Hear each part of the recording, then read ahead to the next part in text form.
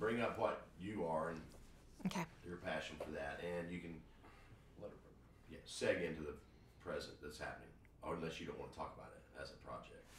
Oh, no, it's fine. Yeah, I mean, I can just talk didn't know about if that that. was off limits because of Marjorie, but you can go ahead.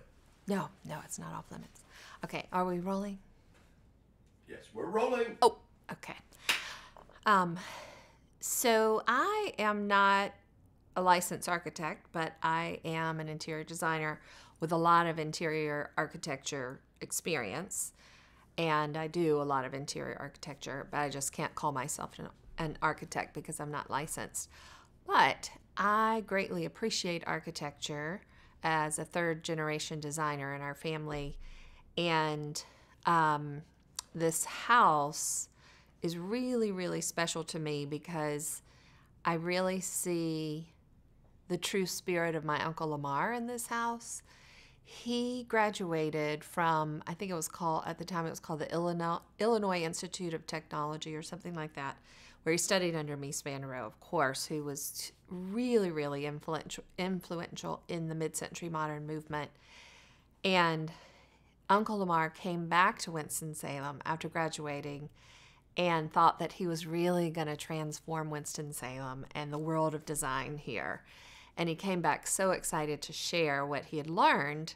He built a small studio home for my Aunt Marjorie, for he and my Aunt Marjorie, and that was actually published in the New York Times. It was published in a Japanese architecture magazine, and really a cool place that still exists, just a little studio home. And then he designed and he built this home thinking it was the next step, and they owned property somewhere else, thinking that they would eventually expand and build a larger home for their family of 5, but they ended up staying here the whole time. So this house is really, really special, not only the memories, but I think it's architecturally significant here in Winston-Salem and in general because of its Miesian influence. And I think it's a really important place to preserve. So when my cousins decided it was time to sell the house, my Aunt Marjorie lived here until she was almost 87 years old. And when she moved out, they decided it was time to sell. And so we brought in a real estate agent, had no idea how to come up with a listing price on the house. Brought in a real estate agent who's local, who specializes in mid-century modern homes. And he was blown away. He kept saying, "This is a museum. This is a museum," because literally nothing has been changed about this house other than just refreshing paint, replacing cork floor tiles that had popped up. All the bathrooms are exactly as they were. The rebuilding of the part of the house that was damaged in the tornado was done as a preservation job, really. It was done to perfection. And so he was just delighted that this home hadn't changed at all. No one had come in and done current updates or changed finishes or tile or anything like that. And so it really occurred to me at that moment that this truly is a special place. It's almost like a museum or a gallery. And so my business partner, Gail, and I decided we needed to buy this house and modernize it, make a few updates, talk to the realtor about that as well. And he said, "You know, what I know about mid-century modern architecture, mid-century modern architects were not preservationists, and they didn't believe in building to be preserved for centuries and centuries. They really believed that it was important to make current updates and always keep design smart, fresh. And so we feel okay about doing a few things to the house.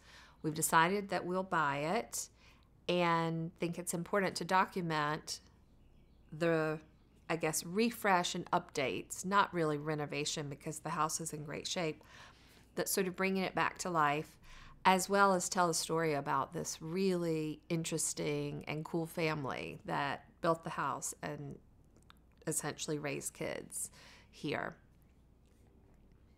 Was the family acknowledged in and around the Winston-Salem area and or the Ardmore neighborhood itself, if that is the neighborhood it's called? my aunt and uncle are really, really cool people, and they were very, very innovative in their thinking, very liberal, and created a really cool home for their family, and also brought up really cool kids. And they were very well known in the community as well. While my uncle probably was only commissioned to do a handful of mid-century modern homes, there really was not a whole lot of interest back then in that. He was not able to change. Hello. Oh, yeah, Let's sorry. keep that fresh in your brain. There's an airplane. Okay. It was actually pretty loud, probably. Okay. Let's go back to your uncle and the neighborhood and how were they respected or, treated as equals, or were they outsiders, and then, I don't mean in the architecture.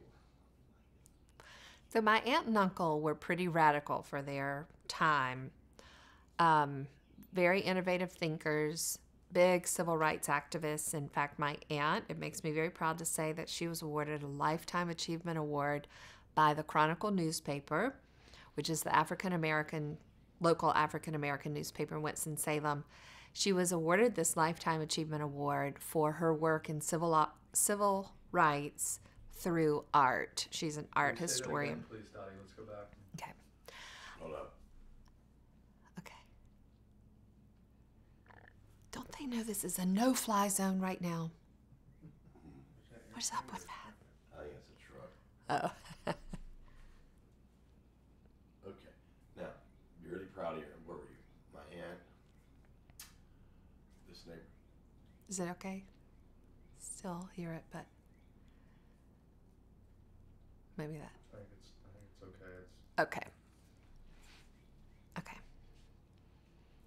So I'm very, very proud to say that my Aunt Marjorie was given a Lifetime Achievement Award by the Chronicle newspaper, which is the local African-American newspaper, for her work in civil rights through art. She's an art historian.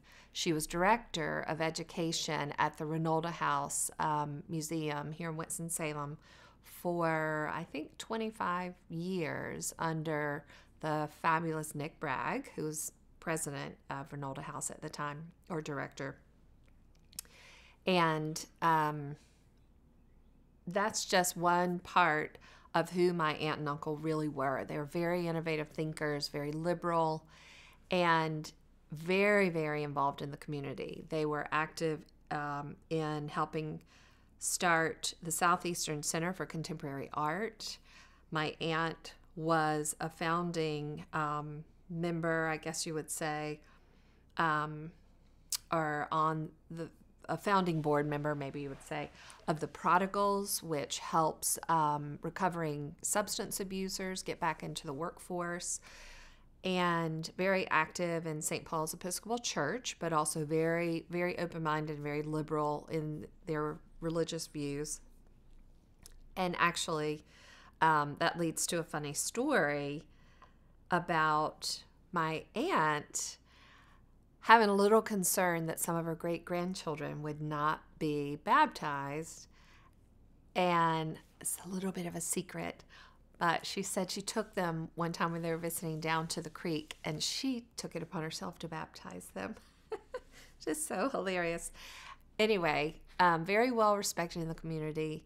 I'm sure to some people they seemed a little odd or quirky or unique, but I think really, really well loved by most. Kind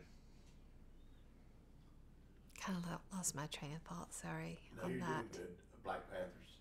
And I wasn't really supposed to tell the baptism story, but anyway. Oh, yeah, Black Panthers. Well, Okay. luckily, there's something called editing. You don't have to worry if you don't. Yeah. We got edited. So that's right. So I meant to segue Yeah. into Black Panthers. Okay. And, you stuttered on that one thing there, and it sounded really good. You were going, what you call protocol. So the Prodigals. Well, do it again, but say it like without the stuttering. Or, no, it's okay. Oh, the whole Just do a that. founding Just board describe member what or it is, whatever. whether Okay. Protocol or Prodigals. prodigals, I'm sorry. My aunt was very instrumental in getting an interesting organization off the ground called the Prodigals. And this is a work-live program, kind of a rehab program, but it's not rehabilitating people from drugs, but it's helping former substance abusers get back into the workforce. And there's a hilarious story she tells of being at a board meeting one time, and there was a real problem of the men and the women who are not allowed to see their friends and family for 3 months, at least 3 months when they start this program. There was a little bit of a problem with them isolated from husbands, wives, significant others, of the men and the women being sneaky about intimacy with each other, and these little romances happening. And they had a board meeting one night and said, this has got to stop. How do we keep this from happening? This cannot happen. I don't remember why it was a bad thing, but for some reason they didn't.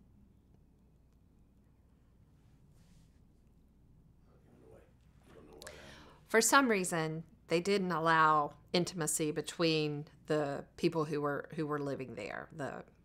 Not patients, but the people there. Anyway, and my aunt speaks up and she says, teach them to masturbate.